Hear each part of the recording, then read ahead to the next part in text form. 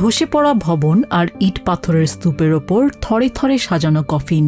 2023 সালের 23 নভেম্বরের ইসরায়েলি বিমান হামলায় মুহূর্তেই ধূলিসাৎ হয়ে গিয়েছিল আবু সারিয়া এবং আল হাসাইনা যৌথ পরিবারের এই বাসস্থান।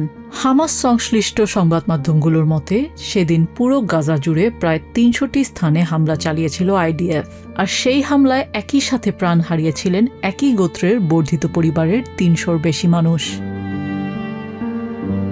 ভারী যন্ত্রপাতির অভাব আর চারপাশের অবরোধের কারণে দীর্ঘদিন উদ্ধার কাজ বন্ধ থাকলেও থামেনি স্বজনদের আকুতি।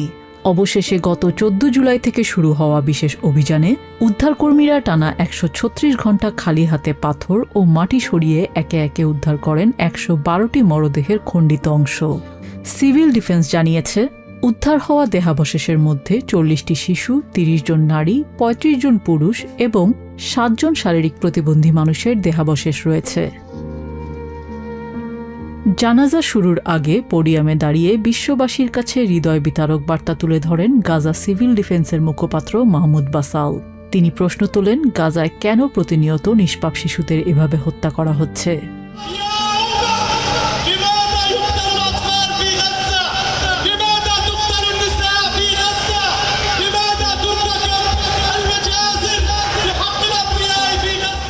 নিরীহ মানুষের উপর চলমান এই গণহত্যার বিচার দাবি করে গাজার এই কর্মকর্তা টানা 17 দিনের উদ্ধার অভিযানের দুঃসহ স্মৃতি তুলে ধরেন। মাহমুদ বাসাল জানান, উদ্ধার হওয়া দেহাবশেষগুলো শনাক্ত করা ছিল তাদের জন্য খুবই জটিল। টানা 17 দিন ধরে আমাদের কর্মীরা কঠোর পরিশ্রম করেছেন। নিহতদের শরীরে থাকা বিশেষ কিছু চিহ্ন দেখে তাদের স্বজনরা শনাক্ত করেছেন। কারো কারো গলায় নাম লেখা সোনার চেইন পরা ছিল, আবার কারো শরীরে অস্ত্রোপচারের প্লাটিনাম বসানো ছিল, আর অনেকের পরিচয় মিলেছে পরনে থাকা পোশাক দেখে। মঙ্গলবার বিকেলে গাজা সিটির সাবরা এলাকায় আয়োজিত এই গণজানাজায় অংশ নেন হাজারো মানুষ। প্যালেস্টাইনের পতাকায় মোড়ানো কফিনের ওপর ফুল ছিটিয়ে শেষ শ্রদ্ধা জানান স্বজন ও প্রতিবেশীরা।